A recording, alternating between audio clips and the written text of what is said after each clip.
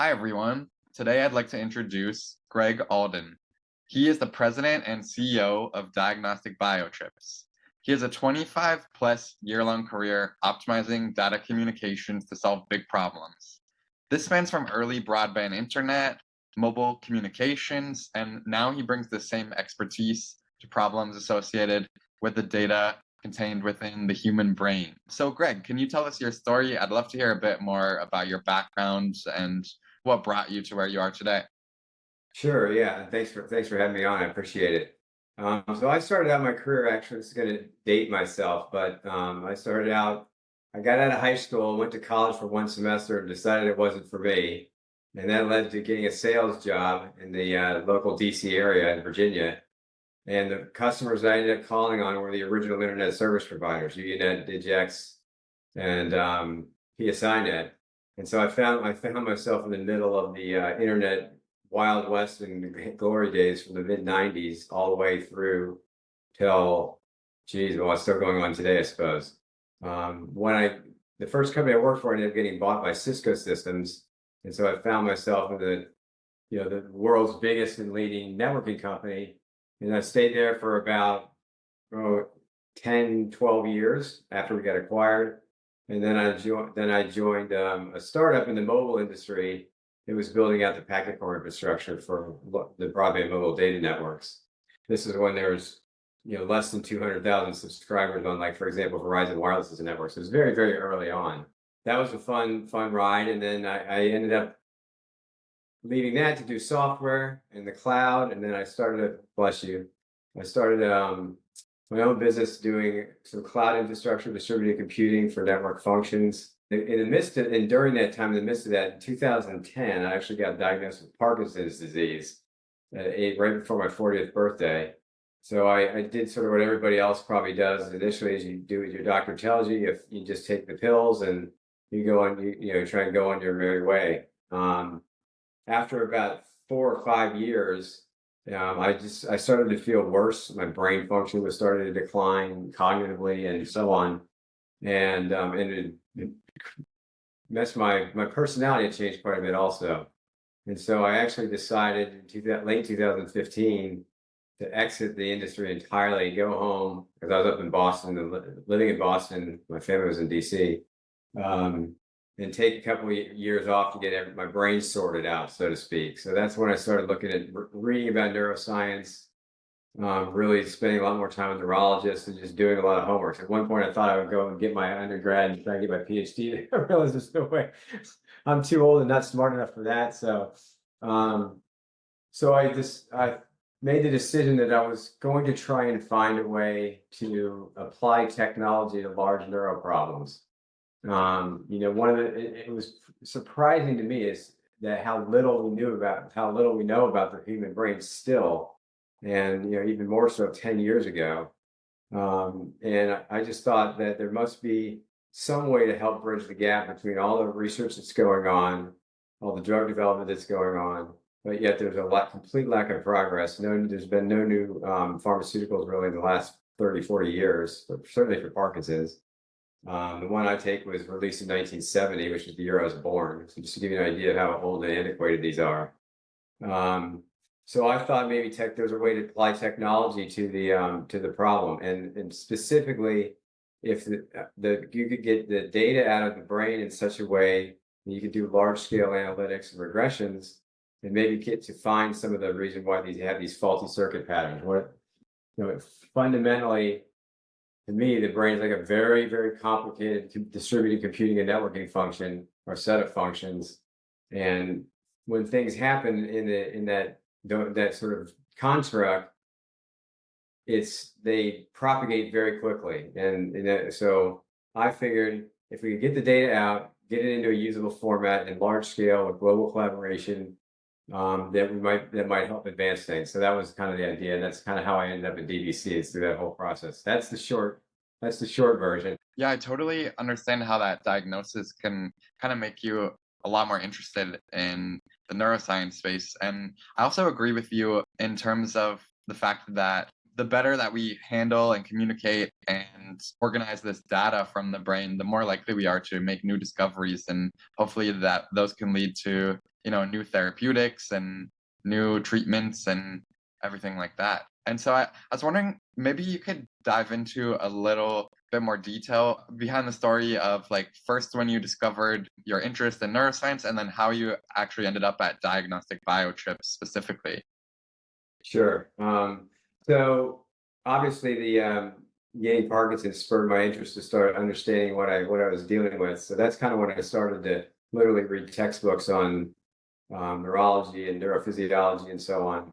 And that led to a couple things. One is I realized that I had to take control of my own destiny as it relates to my health and my regimens and all that kind of stuff.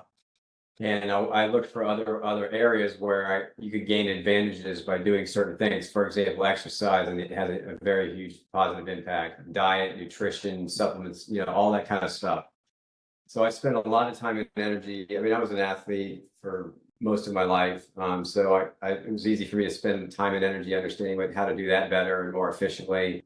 And I started to just understand all the fragmented data that was out there, lots of it, but fragmented, lots of duplicative research, lots of things that are sort of hanging there, things that might add to another piece of research that make it more useful and so on.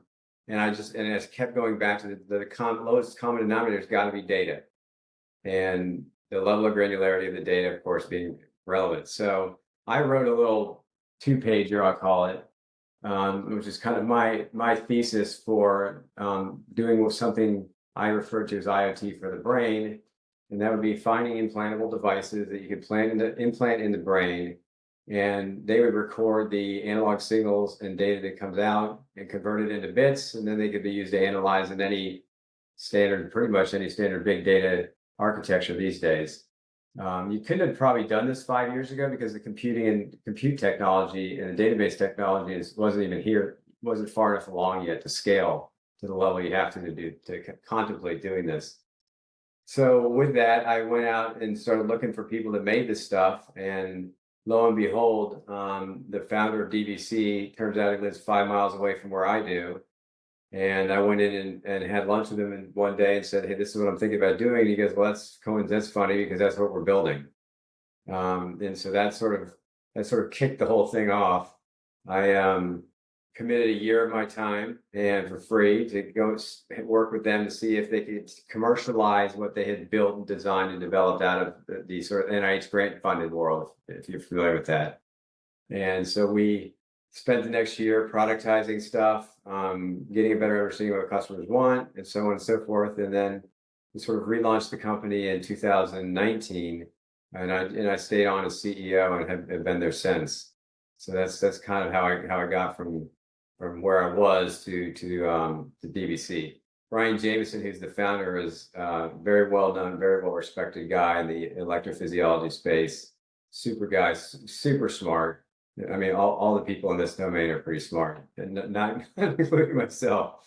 But it's been a lot of fun and very interesting for sure. Well, you seem like a really smart guy to me, and I also totally agree with what you said about some of the infrastructure not being there for this data like maybe 5 or 10 years ago. And I'm really excited that there's been a lot of innovation in terms of the data infrastructure and the cloud, as well as AI, and even innovation in terms of like the probes and such that we're putting into the research subject, the animals, or even the humans, the patients. And I think it's kind of an exciting time that all of this innovation is starting to coalesce and starting to happen right around the same time. And hopefully that leads to a bright future ahead for the space. So now I'll pass it off to Yuqing, and she's going to ask some additional questions about DBC and maybe about some of the details behind the company and what you guys are working on. Sure. Yeah, take it easy. I'm not an engineer now. Oh, but I am sure you still have so much of the same processes that apply all the time. Which brings me to one of the first questions, which is when you joined with the company, you did about a year of work. I assume working on, could I describe it as like translational, like clinical, or like commercialization of the product? Yeah, it's more on the commercialization of the product and like the business model and whether you can make money doing this and how many customers were there, and what's the best way to go about selling to them, and trying to understand, because the basic research market, which is where we started, is very unique, the way it functions and does business and so on. So I really wanted to get a good understanding of that, because the thing with product businesses, which there aren't many of in neuro for a lot of reasons, is that you have to have repeatability. And the only way you get repeatability is not by having huge variances in what you're designing and building. And that's not the way that traditionally the basic research community operates. Not dissimilar to the world I came from in telecom infrastructure, where you had Bell Labs back in the old days, and they were inventing everything and patenting it, and then oftentimes they would license a lot of that technology out to people that are going to build products. You see a similar dynamic here, where you see these universities developing the licensing offices that try, in the PIs and so on are all trying to solve problems and also potentially create additional IP value for the university. So it's kind of figuring out how to manage all that and navigate through all that while you're still trying to sell something that looks like, or at least the first unit looks something like the 10th unit, and so on, is really what I spent a lot of my time on. And understanding how these guys think, to the extent I could, and what's really important to them. Speaking of understanding how like these experts think and like collaborating with different sources, I'm curious how the transition was between going from like a more engineering focused telecommunication position and going into all this market analysis. Was this already familiar to you, or did you have to pick it up on the fly? So, it's interesting. So philosophically, I've been around for quite a while now. I always sort of intentionally try and act like the dumbest person in the room, and I say that in jest. But if you just listen, you'll learn a lot. And so I just listened a lot and absorbed a lot, and eventually learned how to ask reasonably intelligent questions. And if I didn't, they let me know I didn't. And so that helped me understand the neuro side of it a bit better. I already really understand, and this is a unique thing that we have, I think. I understand distributed cloud, scaling the cloud, big, huge networks with billions of endpoints, because that's what I did for 20 years. So I know how to build a software team, and how to build a hardware team. I know how to find CMs and outsourcers and all those people. I run finance, all this stuff that people don't think about: running finance, hiring salespeople, doing marketing, doing, all that kind of stuff to make a company go. Is a lot of times, it's oftentimes what the technical founding teams, when they're in the research mode, they don't think about that stuff. And so it was an advantage to have, and I give Brian a lot of credit for this, to bring me into an environment like that and say, here, go have at it. So that, we could go in and just hit, charge. You want to look a lot bigger than you are when you get started. I used to use the puffer fish analogy. If you ever seen one of those, where they're like this big, and then when they get scared, they puff up to like 5 times the size. That's how we think. But yeah, so it was easier because I understood once it's got into a data format, then it's like right in my domain. And the data in raw form doesn't look a whole heck of a lot different than wireless network data on a big wireless network. You still have endpoints with sending signals over frequencies that are powered, and you can record them and you can manipulate them and all that kind of stuff. So it's not entirely different. It's not the same, but it's not entirely different conceptually. 100%. And I definitely think the ability to, like you said, build a company and make sure, like, know how the company is supposed to run and build teams like that is incredibly important and supports your success now. Also, in addition to that, I was curious if you could tell us a little bit more about diagnostic biochips and what the market looks like right now. Do you have any competitors that you're actively trying to beat in the market, as well as what specific products you are focusing on? Sure. So, and there's a lot going on right now. I mean, you can feel and see the momentum that's going on in terms of fundraising and all these companies that are coming out and so on. So historically, we were in the traditional electrophysiology business. So that's microfab devices that you implant, either ECOG, EEG, or deep penetrating probes, whatever. We happen to be on the deep penetrating probes. That's what we stay focused. We have stayed focused on that. It was sort of some technology that was actually created at the University of Michigan, probably close to 20 years ago. And that's Brian actually. That's where Brian got his PhD. That's where Fawn, our head of product strategy, got his PhD. So they came out of the Ken Wise was the guy that invented the stuff. That was Brian's mentor, professor, or both. So that's where the technology originated. So today you see a few different buckets of companies. One is the traditional guys, traditionally ePhys folks. So that's like us, NeuroNexus, NeuroPixels to some extent is in that category, Plexus, people like that. The other domain, which really is not totally dissimilar, but it's a little bit different focus in terms of energy right now, is the BCI domain. And that's where you have like Neuralink, Paradromics, and BlackRock, for example. And fundamentally, they don't do entirely different things than we do. They're just coding the return path that you get to help you move an arm or leg, or get to do voice or whatever. We're focused on offloading a lot of data at scale to download and analyze for the purpose of finding faulty network patterns in the brain and trying to recreate them and figure out what caused them and so on. And then there's a whole bunch of new companies that are just popping up that are, I would call them material companies looking for an application for their material. So like the graphene stuff, for example, that was originated in Spain. There's a company that came out of Spain that's trying to sell graphene-based implants, and they're all saying the same thing. We're gonna solve all the neurodegenerative diseases with our material. And I'm like, no, So, I mean, I think you can't skip over the steps in this space. It's not like you can come in and go from 1 to 10. You actually have to go through 2, 3, 4, 5, 6, 7, 8, 9, and then 10. It's just not that straightforward. So I think what the landscape looks like a year and 2 years from now could be quite a bit different. So you have to see, the most important thing you need to do is running a company is make sure you survive it. That is very sage advice.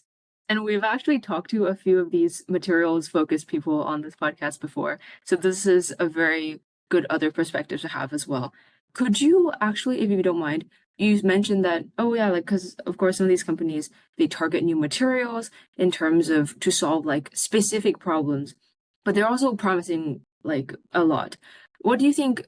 You mentioned like there are steps in between. Like what are, apart from like having to keep a company afloat while you're doing this, what are some of the steps between, like, what is the step between coming up with an idea and bringing it to market? That's a good question. And I have a friend who's a neurosurgeon who started a company like 5 or 6 years ago. And he comes from the complete opposite background as me. And we compare notes on the mistakes we made throughout those processes and the difference in our mistake categories.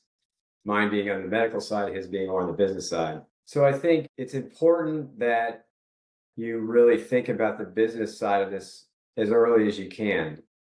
Because ultimately, if you want to scale something so lots of people can have the benefit of it and provide benefits to the broader humanity, if you will, you need to be able to build something that's sustainable. And I think oftentimes labs and research labs and academics tend to not think in those terms as soon as they should. And so then they get down the road some number of miles, and then they're like, wait a minute, how am I going to survive the next 24 months? Who do I sell this to? My 5 research friends or whomever that I partnered with, they can't take me to the next level. And then you go into this, the 5 stages of a traumatic experience, right? And then ultimately you accept the fact that you have to figure out how to run a company. And that's maybe you, it may not be you, but that's what you have to do.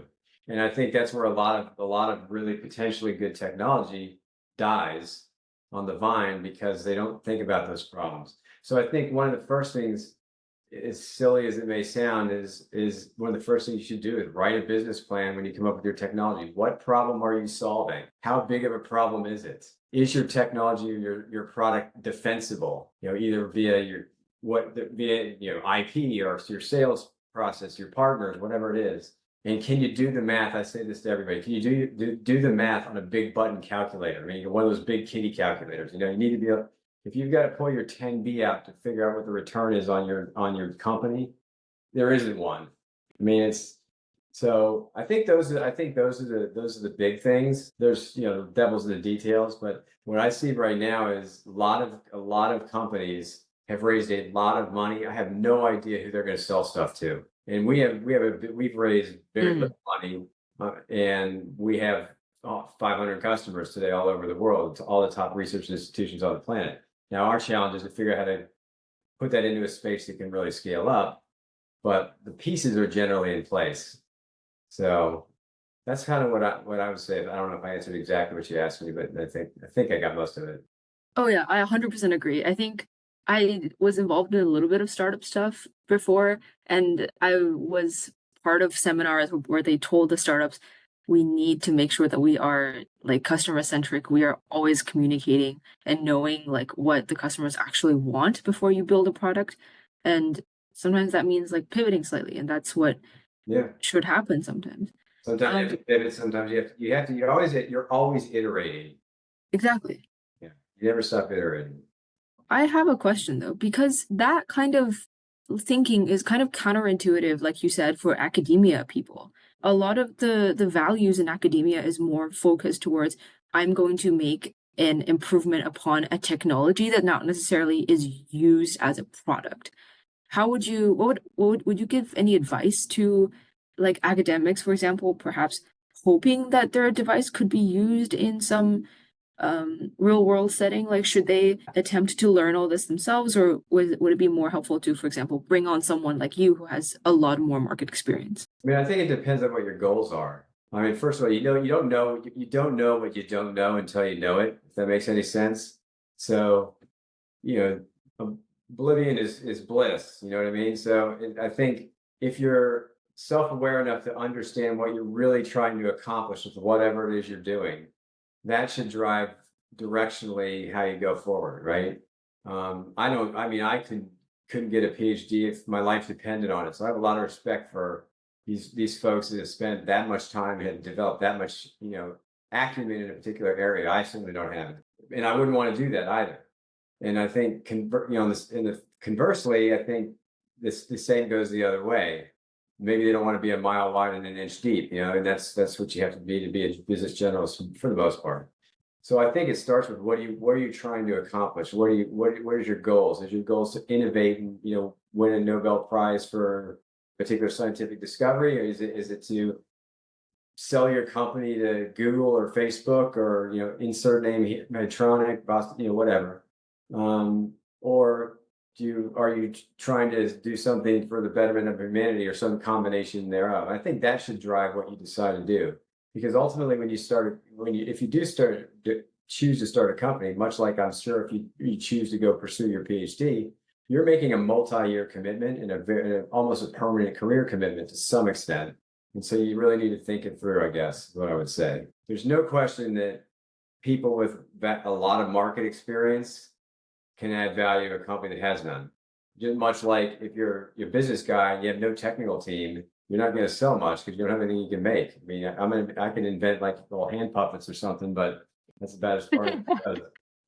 So, and I mean, the first venture back deal I did as myself, one of my VC mentors said, make sure you go find a really technical team. You need to have that one or two people that are the best technical people you can find, because you don't know the stuff the level they do, and you need to have it. And it's the same thing they tell technical people is on the other way around. So That's a really good point. And to add on to that, when you say like, oh, when you were like finding a team, finding technical people, have you ever had in terms of you seeing a need that needs to be changed in the company to like suit the customer more or fit the market, or something that you with your experience thinks must be done? Have you ever had difficulties communicating that to the engineers or like people who are working like a much deeper into the science? Like, have you received resistance ever?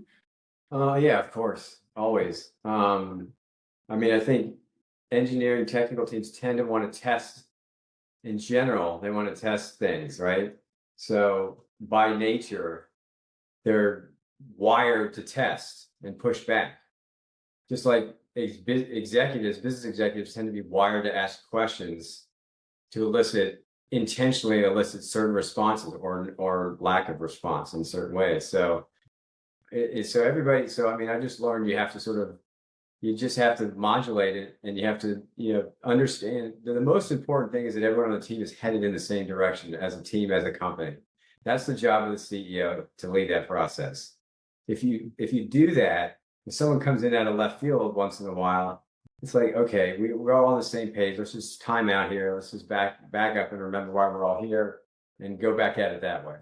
And so that happens from time to time. It's happened as long as that dynamic has been around, as long as I've been working, where you have engineering versus non-engineering teams, and it'll probably be there as long after I'm gone too.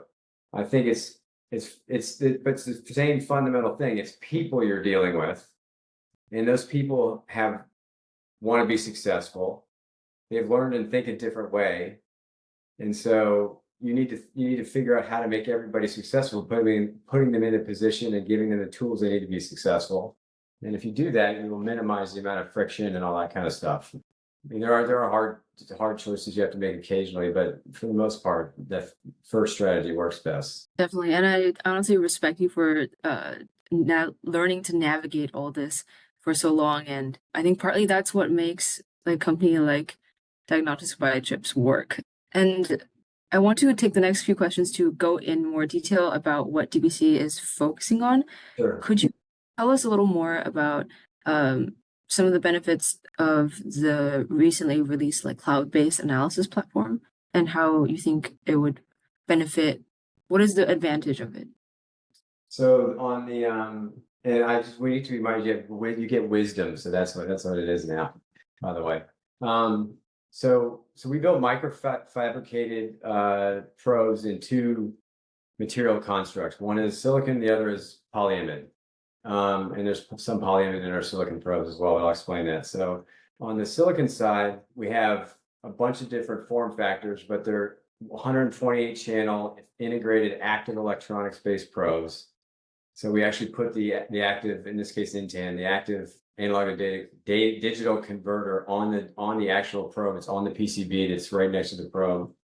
And what we focus on is weight, size, and fidelity of recording output. Those are the three big things that we focus on. So typically these are all used for animal research, and maybe some other cool organoid type stuff later on. But for the time being, let's say animal research. You have small animals that are not very big, not very heavy, not very strong, and so on. So it's really important to have a lightweight device. With the integrated chip on it, it's one connector now, not 5 or 6 in between the device, and the probe and the head stage, let's say. The quality, because now you're talking very small animals and medium size, and even primates for that matter.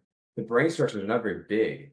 So, you need to have a high quality recording device picking up all that analog traffic, and the quality of the receiving signals you get back determine how good the output is on the computer, on the back end of it. So you can see two probes in the same place, and one probe sees 150 unique neurons, and the other one only sees 50.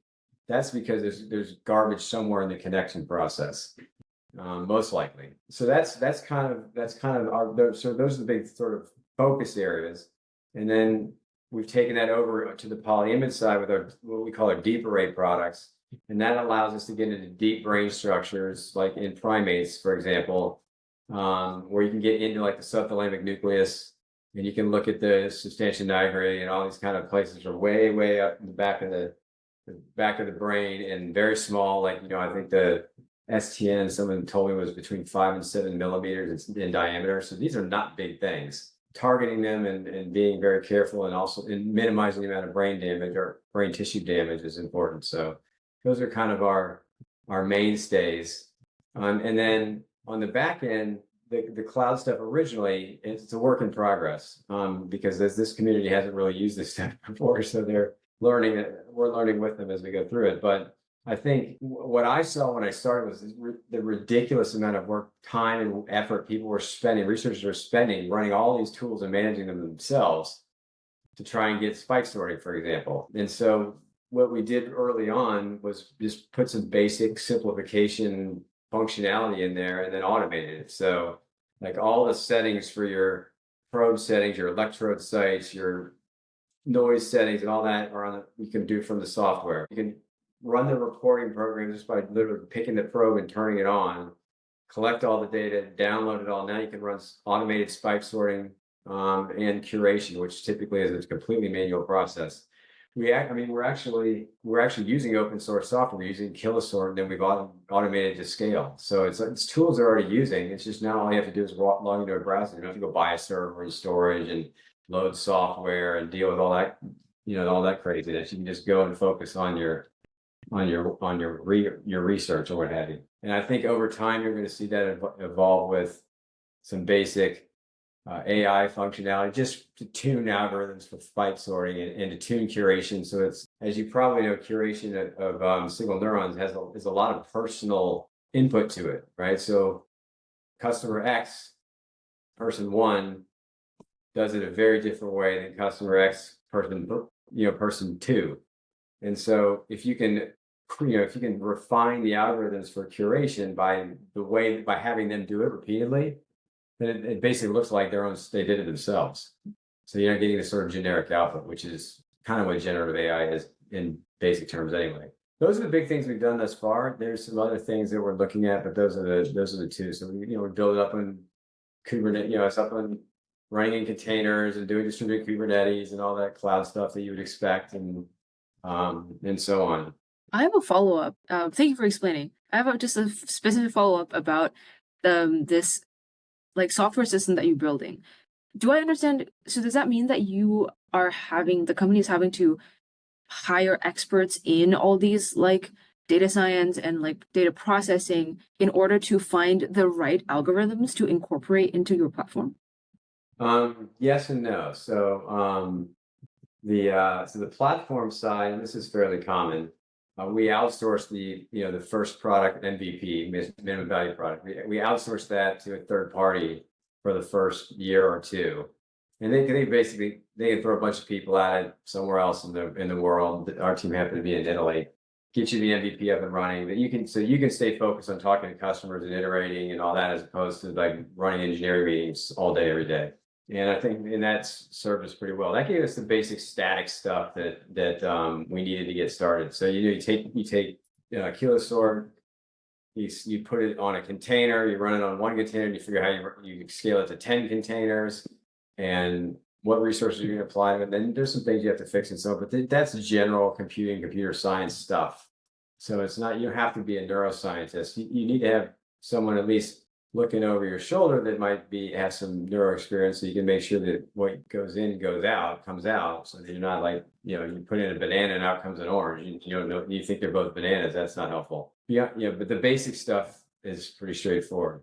Once you get into the more detailed work, like the starting machine learning algorithm development for a file of neuron spikes, then you need to probably have some data science expertise in there and neuroscience expertise, or preferably both, so you can do it properly and you understand what you're getting, because that's where it gets a little bit more complicated.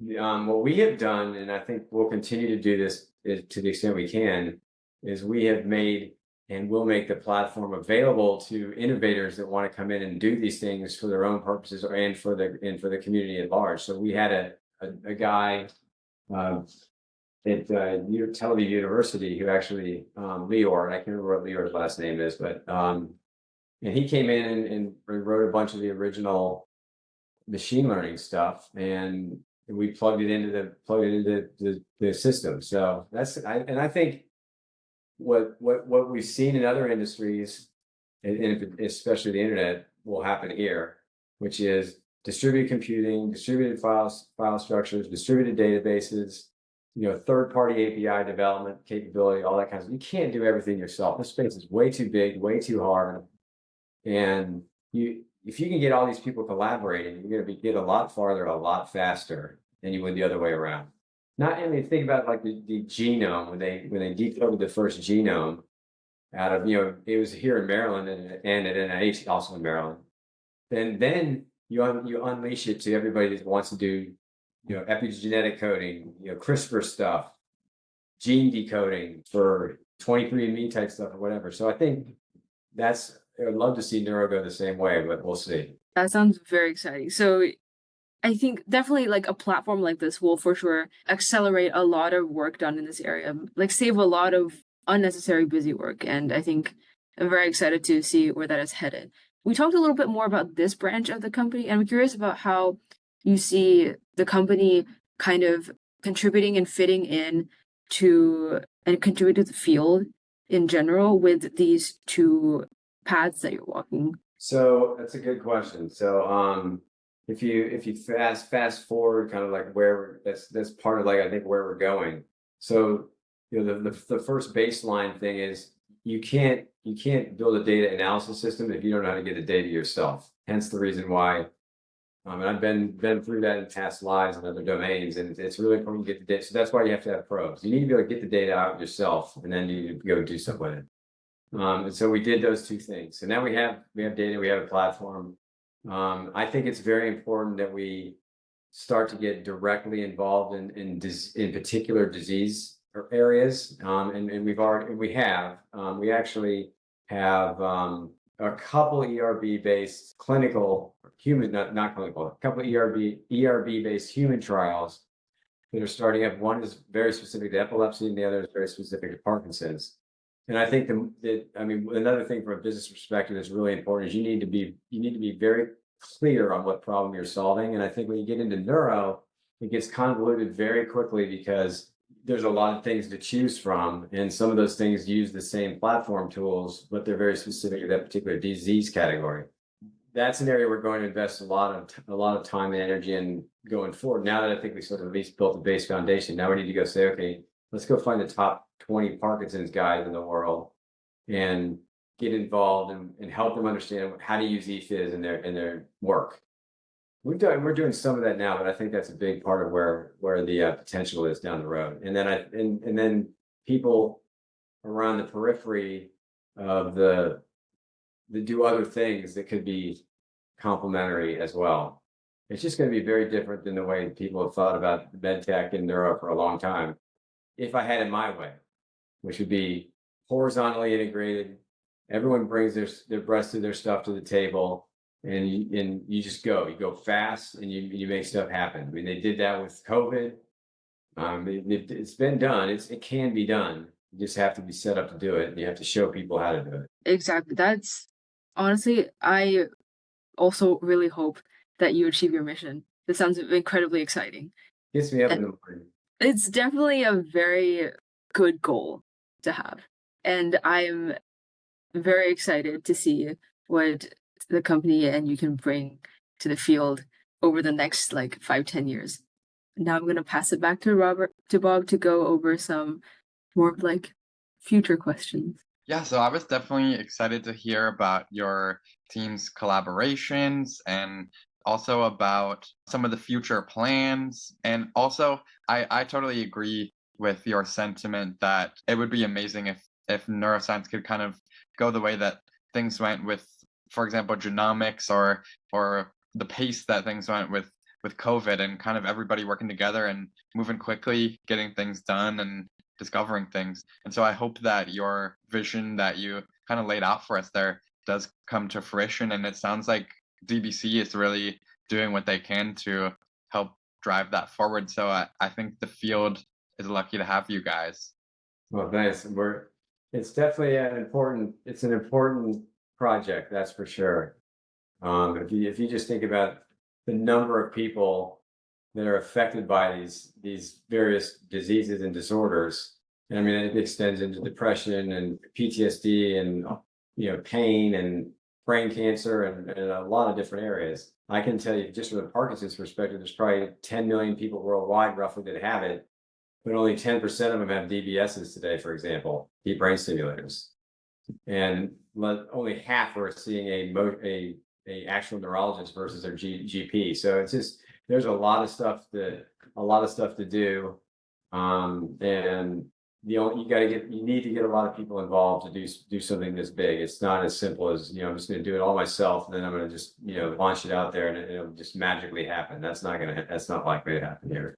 And speaking of getting a lot of people involved, do you have any advice for perhaps students or even mid-career professionals hoping to make the jump and get into the field of neurotech and start working on these problems, using whatever skill set they already have, or even what skill sets would be good for them to gain to make this jump?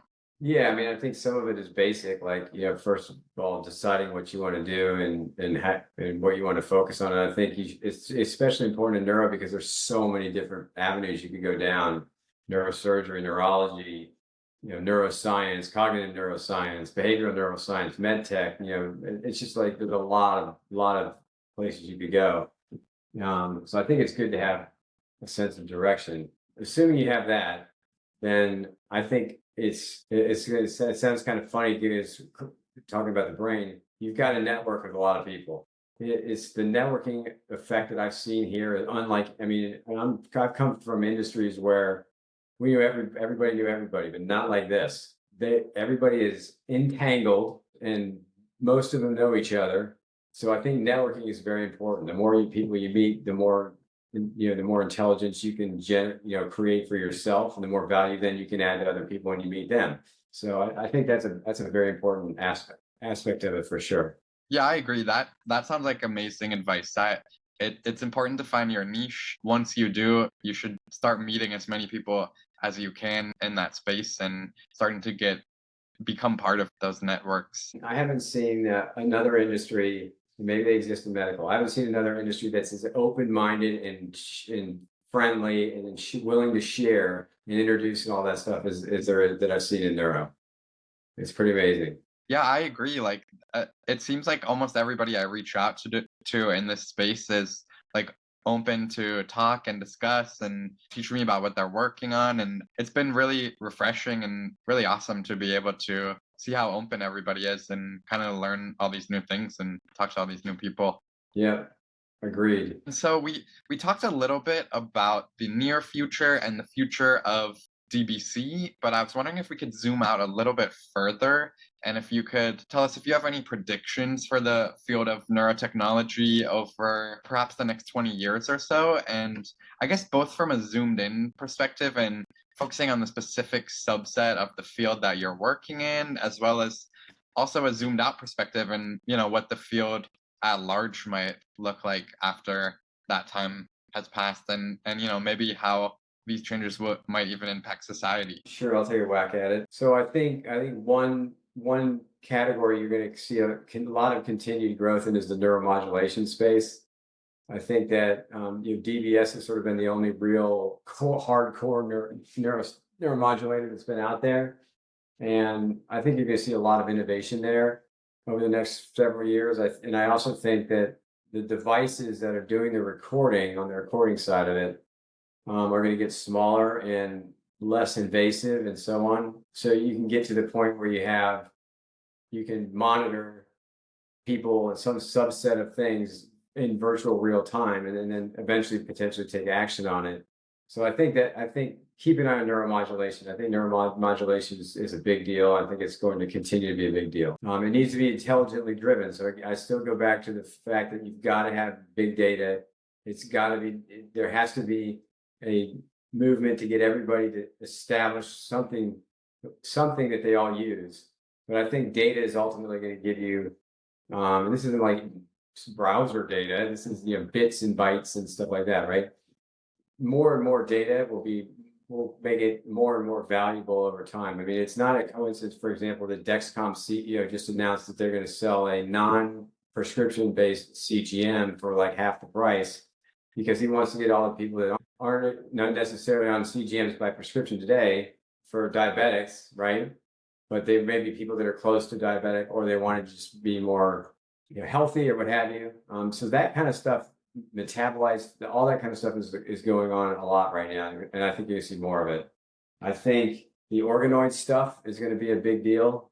So you starting with the stem cells, and then specifically, and from my perspective, specifically the pluripotent stem cells that are then being able to, you can use to curate a organoid, which is a three-dimensional cell structure that's actually live.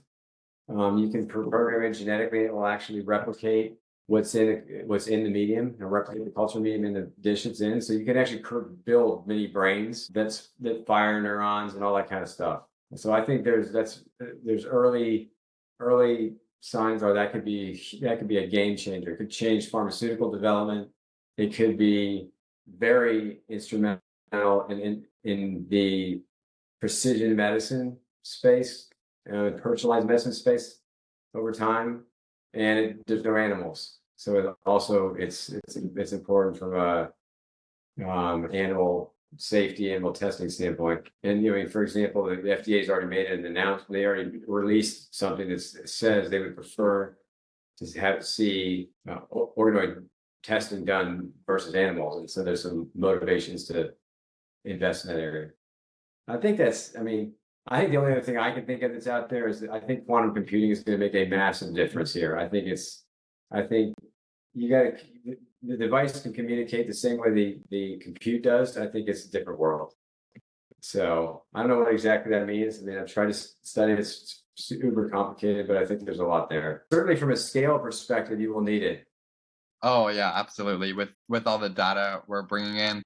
And I totally agree with a lot of those predictions. I think it's exciting times ahead, and hopefully, as these innovations that you were walking us through there start to happen, we start to see this neurotechnology being used for broader indications and getting optimized for the indications that it's already being used on. Should our listeners perhaps contact you for further discussion after the episode? And if so, who should reach out to you? How should they reach out to you? And what sorts of topics should they reach out to you about? That's a good question. I mean, I try to be as available as I can be. I'm a relatively busy guy. I also have 5 kids, and so I don't have a ton of free time. But I respond to my email, so I would probably suggest that would be the best way to get a hold of me. And I think what I would say in terms of topics or what have you, certainly in the domain of relevance is helpful. But I think be very specific what you want and what you're asking for. I think what isn't helpful for any senior executive is, hey, how are you? I want to connect with you, kind of stuff. No one has time for that, unfortunately. It's not to be mean, it's just you don't have time. So I think people should say, this is just what you did, which is perfect. This is what we're doing, this is what I like to do.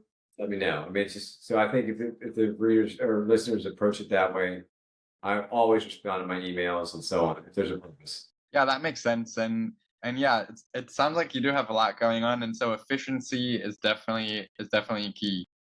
Yeah.